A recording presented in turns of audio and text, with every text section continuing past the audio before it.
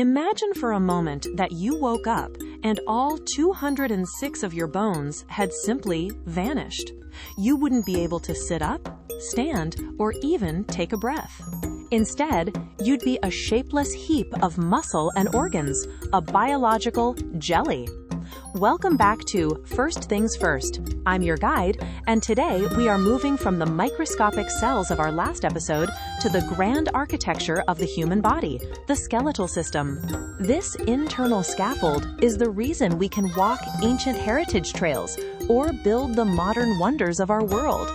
It's not just a frame, it's a dynamic, living masterpiece that defines our very shape. The human skeleton is divided into two main functional neighborhoods. First, there's the axial skeleton, the central pillar. This includes your skull, vertebral column, and rib cage. Its primary job is protection. Your skull is a natural helmet for the brain, while your ribs act as a protective cage for your heart and lungs.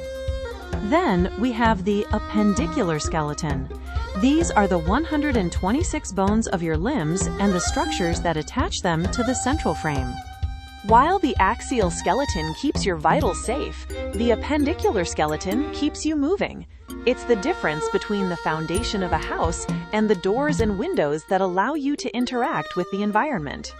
It's a common myth that bones are just dry, dead rocks. In reality, bone is a vibrant, living tissue. Inside the hard outer layer is a bustling factory called bone marrow, where billions of new blood cells are born every single day. Your bones also act as a mineral bank, storing calcium and phosphorus for when the body needs them. And because they are alive, they are constantly remodeling.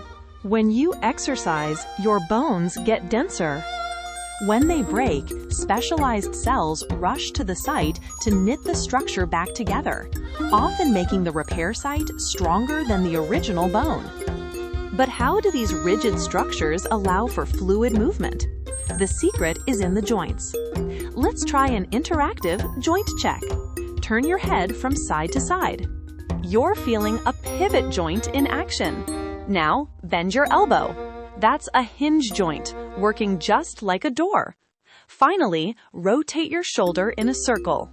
That's a ball and socket joint, providing the greatest range of motion. These articulations, cushioned by cartilage, turn a stiff frame into a mobile machine. In summary, your skeleton provides the shape that defines you, the armor that protects you, and the factory that fuels your blood. It is the foundation for every movement you make.